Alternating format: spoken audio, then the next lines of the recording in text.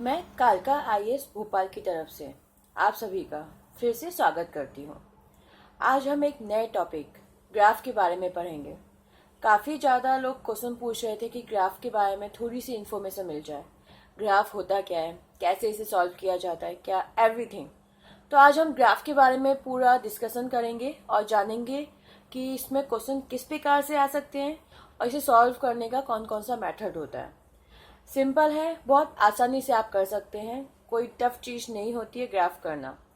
उससे पहले आप कालका आईएएस भोपाल को सब्सक्राइब कर सकते हैं। नीचे एक लाल बटन लगा हुआ है सब्सक्राइब का, उस पर आप क्लिक कीजिए, आपका सब्सक्राइब हो जाएगा।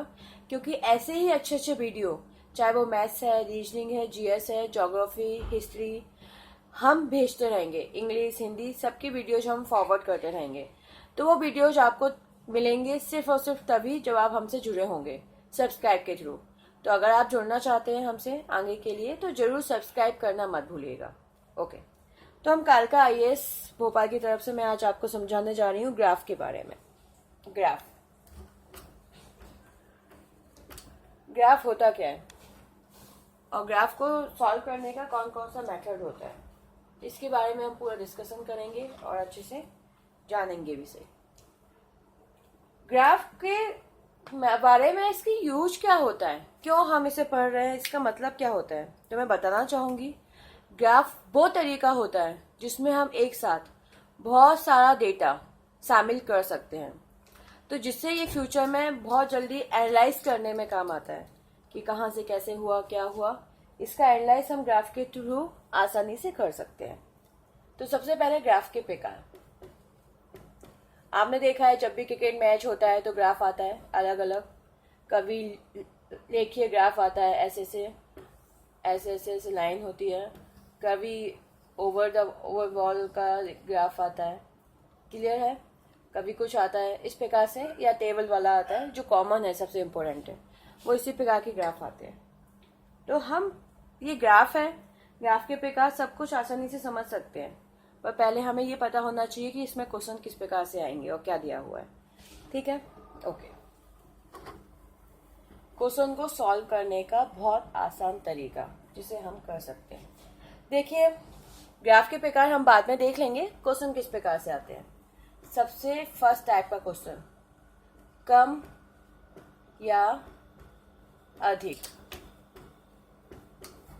कम या अधिक, जैसे मैंने माना दो दोस्त हैं, मोहन जिसके नंबर है 400 और सोहन जिसके नंबर है 500। ठीक है, माना कोई एग्जाम है जिसमें कुल पूर्णांक है 600 का, उसमें मोहन है। ठीक है, माना 600 में से ये नंबर आए हुए हैं 400 और 500। अब इसमें से कौन कौन से क्वेश्चन अराइज हो सकते हैं। चलो एक और बंदा मान लेते हैं, मोहन, सोहन, रोहन,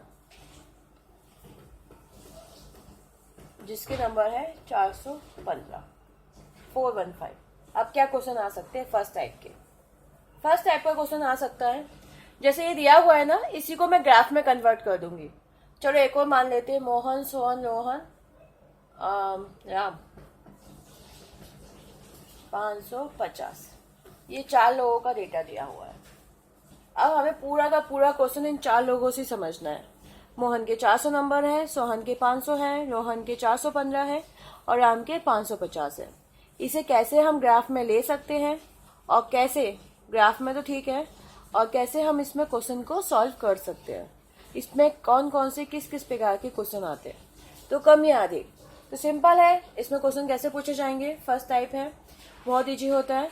सोहन के नंबर मोहन से कितने ज्यादा है, सोहन के नंबर मोहन से कितने ज्यादा है। तो आपको सिंपल समझ में आ रहा है, हमें क्या करना है, सोहन के नंबर में से मोहन के नंबर को माइनस करना है। जी हाँ, सोहन के नंबर 500 में से मोहन के नंबर 400 को माइनस करना है, तो हमारे पास कितना बचेगा, सिर्फ 100। क्लियर हुआ। ऐसे पूछा जा सकता है। रोहन, अभी मैंने ज्यादा का पूछा कि सोहन के नंबर मोहन से कितने ज्यादा हैं, मैं ये भी पूछ सकती हूँ कि रोहन के नंबर सोहन से कितना कम है, तो होगा तो अल्टीमेटली माइनस ही होगा, कि रोहन के नंबर जो कि 415 है, रोहन के नंबर सोहन से कितना कम है। तो 500 माइनस 415, तो आंसर आएगा 85। क्लियर हुआ? सिंपल आता है फर्स्ट टाइप का। या फिर क्वेश्चन इसमें ज्यादा मैक्सिमम और पूछ सकते हैं, सोहन और रोहन के कुल नंबर कितने हैं। सोहन और रोहन के कुल नंबर कितने हैं, तो इसमें भी हम आसानी से सॉल्व कर सकते हैं। सोहन के नंबर और रोहन के नंबर को प्लस कर देंगे, 500 प्लस 415, तो आंसर कितना आ जाएगा 915। होप सो आपको समझ में आया होगा। कम या अधिक सबसे फर्स्ट टाइप का क्वेश्चन जिसे आप आसानी से कर सकते हैं। नाउ नेक्स्ट टाइप का क्वेश्चन, ये डेटा तो आपके सामने ही है। अनुपात, रेशियो। अनुपात कुछ नहीं होता, सिंपल होता है। अगर क्वेश्चन में पूछा जाए मोहन और सोहन का नंबर का अनुपात बताइए, तो मोहन के नंबर ऊपर लिखेंगे हम। किसका अनुपात पूछा है, सबसे पहले कौन आया है, मोहन का, तो हम मोहन के नंबर ऊपर लिखेंगे क्योंकि पहले पूछा है मोहन का। मोहन का और सोहन का, और सोहन लगा हुआ है ना, इसका मतलब सोहन का जो नंबर है वो कहाँ आएगा, नीचे आएगा। जी हाँ, जो सोहन का नंबर है वो नीचे आएगा। तो हम सॉल्व कर देंगे 400 अपॉन 500, डबल जीरो हो गया, तो बच्चे कितने, 4/5। क्लियर है? बस आपको ये याद रखना है कि ऊपर किसका नंबर आएगा और नीचे किसका नंबर आएगा। जैसे अगर मैं आपसे पूछूं सोहन का और राम का आपस में अनुपात बताइए, सोहन का और राम का आपस में अनुपात बताइए, तो सोहन का नंबर लिखेंगे हम ऊपर 500, राम का नंबर लिखेंगे हम नीचे 5500। तो इस प्रकार से हम इन क्वेश्चन को सॉल्व करते हैं। तो 10/11 आंसर आ जाएगा। क्लियर हुआ? क्योंकि सोहन का और राम का पूछा है तो सोहन ऊपर आएगा और राम जी नीचे आएंगे। ठीक है, तो ये था आपका अनुपात का। दूसरा टाइप आता है अनुपात, जिसे आप आराम से सॉल्व कर सकते हैं। तीसरा टाइप जो इसमें पूछा जाता है वो पूछा जाता है औसत। औसत, औसत मतलब एवरेज। तो आपको औसत के बारे में पता होगा कि हमें औसत कैसे निकाल सकते हैं। जैसे आपसे पूछा जाए कि इनमें सभी का औसत ज्ञात कीजिए, सभी के नंबर्स का मतलब कुल औसत ज्ञात कीजिए, तो हम क्या करेंगे, सभी के नंबर जोड़ देंगे। कुल औसत पूछा हुआ है तो सभी के नंबर हम प्लस करेंगे। 400 प्लस 500 प्लस 415 प्लस 550, इन सबको हम जोड़ने का काम करेंगे। ठीक है, और भाग किसे देंगे, हमने कितनी संख्याएं जोड़ी हैं, 4। हाँ, तो हमने 4 संख्याएं जोड़ी हैं, इसी वजह से हम इसमें भाग किसका देंगे, जी हाँ 4 का ही देंगे। अगर यहाँ 5 संख्याएं होती, 5 को जोड़ते तो हम किससे भाग देते, 5 से। अगर 6 संख्याएं होती, 6 संख्याओं को जोड़ते तो किससे भाग देते, 6 से। तो औसत निकालने का बहुत आसान तरीका होता है, जिसे हम भाग दे देंगे 4 से। ठीक है, 400 400 800, 1000 जोड़ा इसमें तो 1800 एंड 1850 765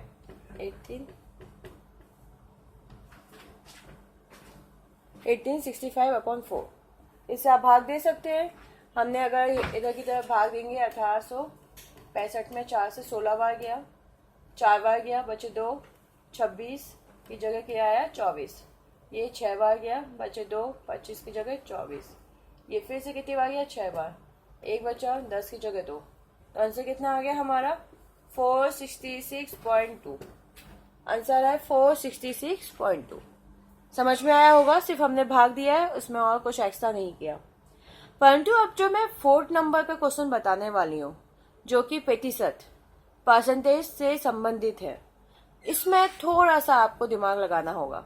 अब तक तो आपने आराम से कर दिया एंड टेंशन लेने की जरूरत नहीं है। मैं इन्हीं चारों नंबर्स को ग्राफ में रिप्रेजेंट करके आपको बताऊंगी कि इसमें किस प्रकार से क्या ग्राफ आ सकते हैं और कैसे आप पहचान सकते हैं। ठीक है, तो हम यही देखेंगे कि चौथे नंबर का टाइप है प्रतिशत। ये आपने सीख लिया तो आपको ग्राफ में पूरे में से पूरे नंबर लाने में कोई रोक नहीं सकता। बस आपको ग्राफ को अच्छे से समझना है कि उसमें किस प्रकार का क्वेश्चन पूछा गया है। अनुपात का, वो भी किस किस के अनुपात का, एवरेज किस किस का एवरेज, और ये सारी चीजें आपको देखनी होगी। नेक्स्ट है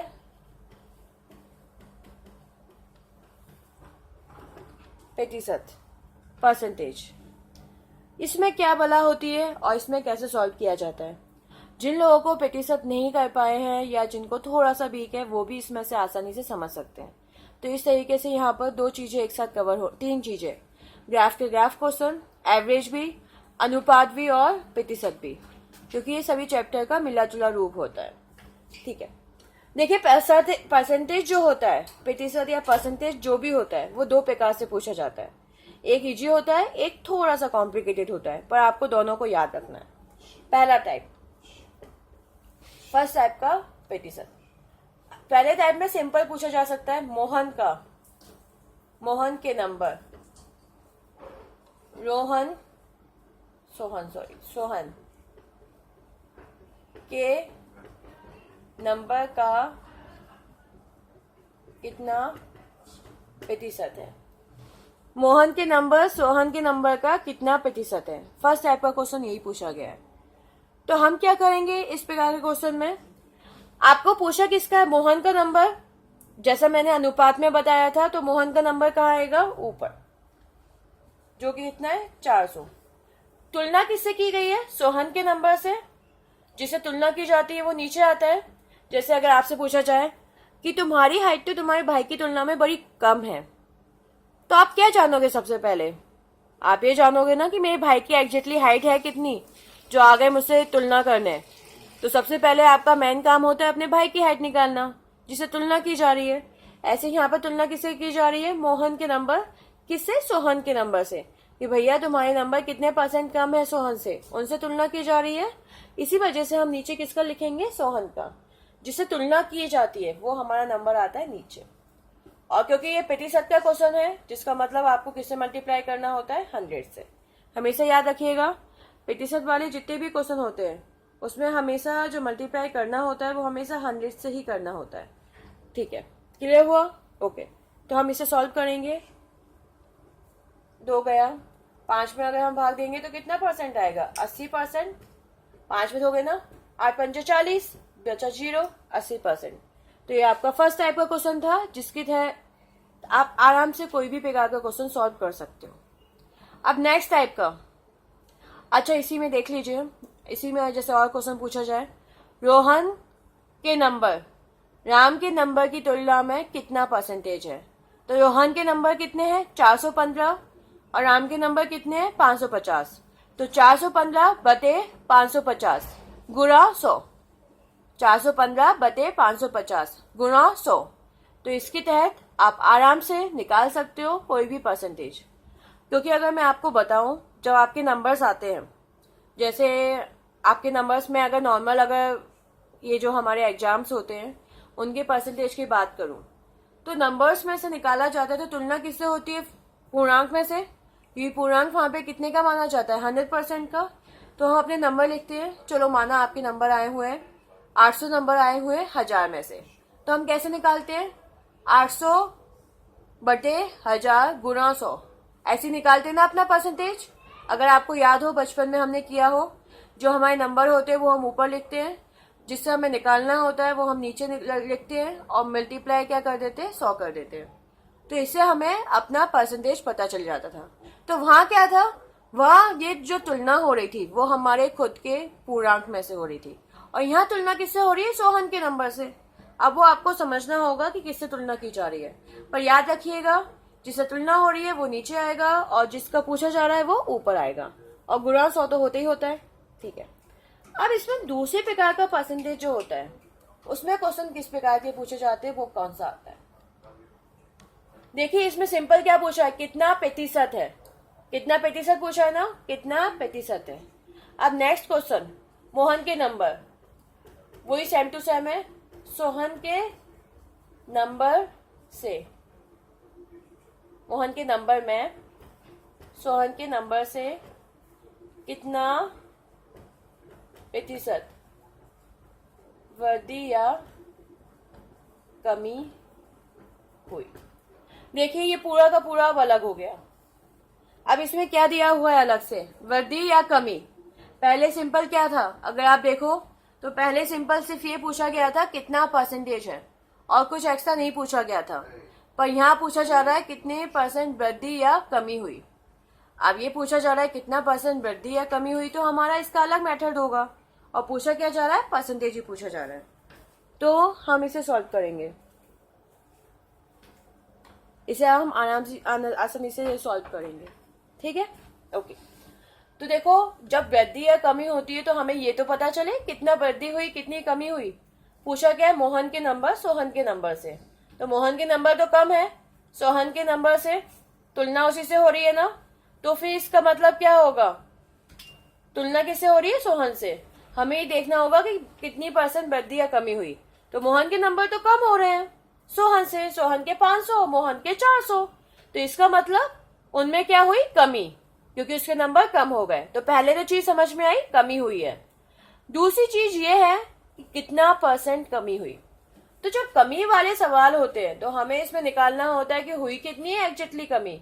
तो हम कैसे निकाल सकते हैं, 500 माइनस 400 कर लिया, 500 माइनस 400, और उसे हम किससे डिवाइड करेंगे, जी हाँ, सोहन के नंबर से, क्योंकि तुलना वाला तो बंदा यही है, सिर्फ सोहन का बंदा, तो सोहन के नंबर से।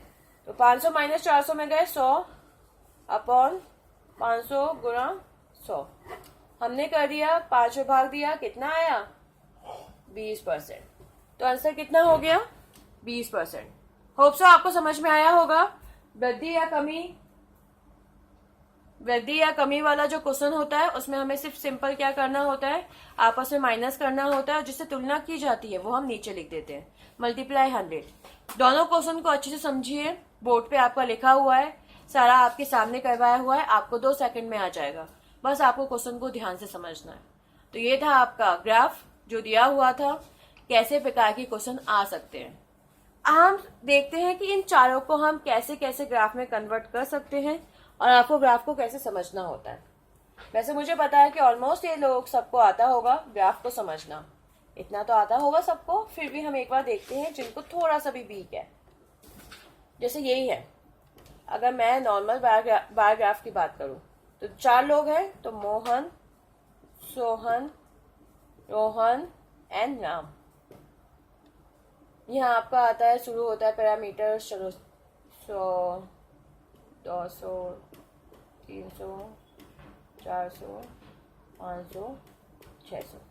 अब पहला मोहन का नंबर है, तो मोहन का कहाँ से बनेगा ग्राफ, यहां से बनेगा। दूसरा सोहन का नंबर है, तो वो कहां से बनेगा ग्राफ, यहां से।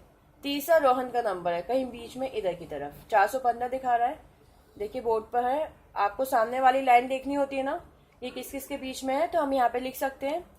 चौथा राम का, जो बीचों बीच स्थित है, 550 मतलब बीचों बीच, तो आपका ग्राफ इस प्रकार से बनेगा।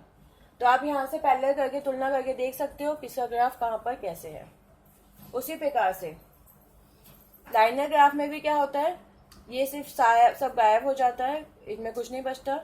जैसे ये यहाँ से स्टार्ट हुआ, मोहन का यहाँ से स्टार्ट होगा लाइनर ग्राफ। वैसे आपके बार ग्राफ के क्वेश्चन पूछे जाएंगे, फिर भी आप देख लीजिए। 400 मतलब यहाँ पर मोहन के जस्ट नीचे, यहाँ पर 400, सोहन के जस्ट नीचे कितना है, 1 पॉइंट लगाएंगे सिर्फ, रोहन के नीचे 415, 1 पॉइंट यहाँ लग गया, राम का 550, 1 पॉइंट। तो इस प्रकार से आपका पॉइंट लग जाता है और आपका लाइनर लीनियर ग्राफ कंप्लीट होता है, जिससे आप सॉल्व कर सकते हैं। तो होप सो दोस्तों आपको समझ में आया होगा, अच्छे से क्लियर हुआ होगा कि ग्राफ क्या होते हैं, कैसे होते हैं। तो अगर आप ऐसे ही वीडियो चाहते हैं तो सब्सक्राइब करना मत भूलिएगा और कमेंट्स और लाइक जरूर कीजिएगा, जिससे हमें मोटिवेशन मिले, क्योंकि हम इसी प्रकार से रेगुलर बेसिस पर आपको वीडियो फॉरवर्ड करते रहेंगे। पर उसके लिए जरूरी है कि आप सब्सक्राइब जरूर कीजिएगा। और सब्सक्राइब करने का तरीका यही होता है कि नीचे लाल बटन है, उसे क्लिक करना होता है, इसके तहत आप आसानी से सब्सक्राइब कर सकते हैं। परंतु उसके लिए जरूरी है कि आप अपना यूट्यूब जीमेल अकाउंट से ओपन करें। अगर आप अपना यूट्यूब जीमेल अकाउंट से ओपन करते हैं तो आप आसानी से सब्सक्राइब कर सकते हैं। तो होप से समझ में आया होगा। मैं कालिका IAS भोपाल की तरफ से आप सभी का धन्यवाद करती हूँ और आप सभी को आपके एग्जाम के लिए बेस्ट ऑफ लक। धन्यवाद।